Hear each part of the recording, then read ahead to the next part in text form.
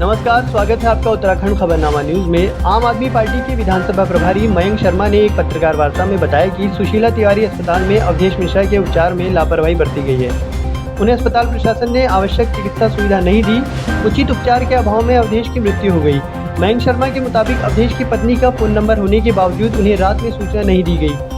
मृतक के परिजनों ने बताया कि अवधेश का शरीर उनके परिजनों को नहीं सौंपा जा सकता है, जबकि कोरोना प्रोटोकॉल के अनुसार परिवार के एक व्यक्ति को मृतक का चेहरा अवश्य दिखाया जाएगा। उन्होंने कहा कि मृतक के परिजनों का RT-PCR टेस्ट किया जा रहा है। मृतक के छोटे भाई रजनीश मिश्रा ने कहा कि वो अपना कोरोना टेस्ट कराना तो चाहते हैं, लेकिन यदि उनकी रिपोर्ट पॉजिटिव आती है तो वो किसी अस्पताल में भर्ती नहीं होंगे, क्योंकि वहाँ उपचार के नाम पर उन्हें भी मार दिया जाएगा। आप प्रभारी ने कोरोना महामारी पर सरकारी व्यवस्था पर हमला बोलते हुए कहा कि मरीज असहाय हैं और सरकार चुप है। सुशीला तिवारी समेत हर जिले में एक RT-PCR टेस्ट सेंटर की व्यवस्था की जाए।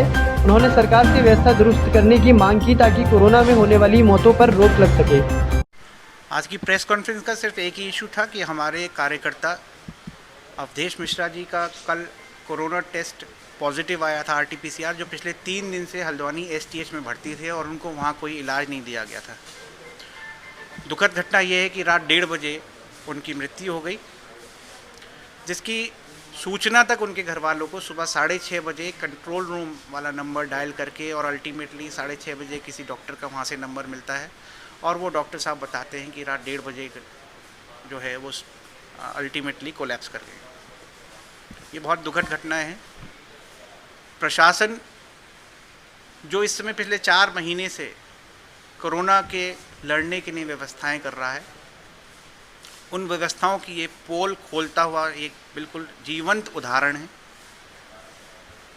जिस व्यक्ति की 3 दिन पहले भर्ती होती है और उसके पास अक्यूट सिम्टम्स उसको दिखाई देते हैं, उसमें दिखाई देते हैं कोरोना से रिलेटेड, और उसको कोई इलाज नहीं दिया जाता और उसको मरने के लिए छोड़ दिया जाता है।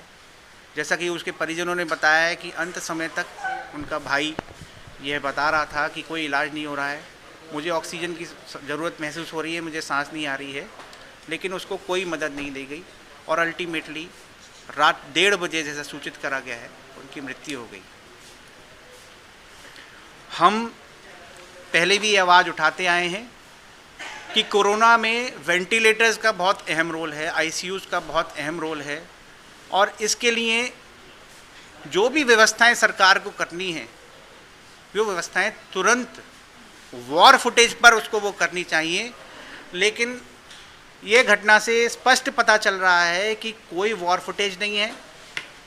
हमारे पूरे ज़िले के अंदर एक भी एक्टिव वेंटिलेटर नहीं है उधम सिंह नगर के अंदर। इसी कारण जो मंगलवार देर रात उनको जवाहरलाल नेहरू जिला अस्पताल से STH हल्द्वानी शिफ्ट करना पड़ा, लेकिन नतीजा वही रहा, ढाक के 3 पात।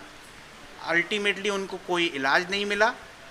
वहाँ पर भी 3 दिन तक इस बात का इलाज होता रहा, इस बात का इंतज़ार होता रहा कि जब तक पॉजिटिव या नेगेटिव रिपोर्ट नहीं आएगी हम कोई इलाज नहीं शुरू कर पाएंगे, जबकि वो अक्यूट सिम्टोमेटिक केस था।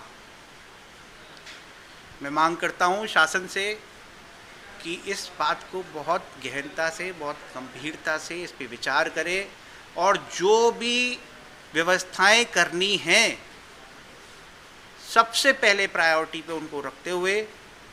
हमारे किसी भी नागरिक की अगर मृत्यु होती है वो दुखद होती है और उसके लिए शासन जो भी व्यवस्था करे, जो चाहिए, इवन अगर कोई सिविल बॉडीज से कुछ हेल्प चाहिए, अगर शासन के पास व्यवस्थाएं नहीं हैं आर्थिक या किसी भी रिसोर्सेज के मामले में, वो प्राइवेट संस्थाओं से हेल्प ले और उसको प्लीज़ एक्टिवेट करें।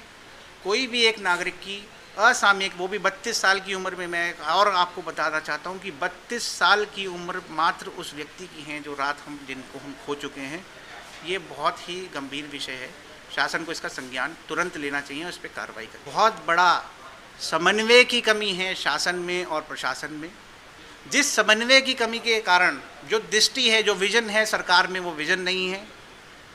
जो सक्सेस रेट जिस तरीके की दिल्ली की सरकार में सिर्फ आम आदमी पार्टी का होने के नाते नहीं, ये फैक्ट्स और आज की फिगर्स बोल रही हैं कि जैसे दिल्ली की सरकार ने जिस तरीके से कोविड पे एक रोक लगाने की कोशिश करी है, आम आदमी पार्टी की सरकार और अरविंद केजरीवाल की जो दृष्टि है, जो विजन है इस बीमारी को हैंडल करने का, मैं फिर से एक बार सरकार से, हमारे उत्तराखंड की सरकार से फिर से मांग करता हूं कि वो उसी रास्ते पर चले, क्योंकि वो टेस्टेड एंड रिजल्ट ओरिएंटेड रास्ता है।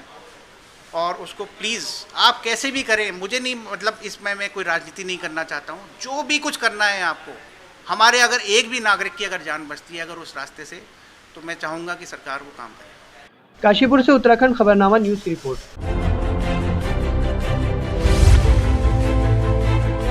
अगर आपने अभी तक हमारे चैनल को सब्सक्राइब नहीं किया है तो सब्सक्राइब कीजिए और प्रेस कीजिए बेल आइकन ताज़ा अपडेट के लिए।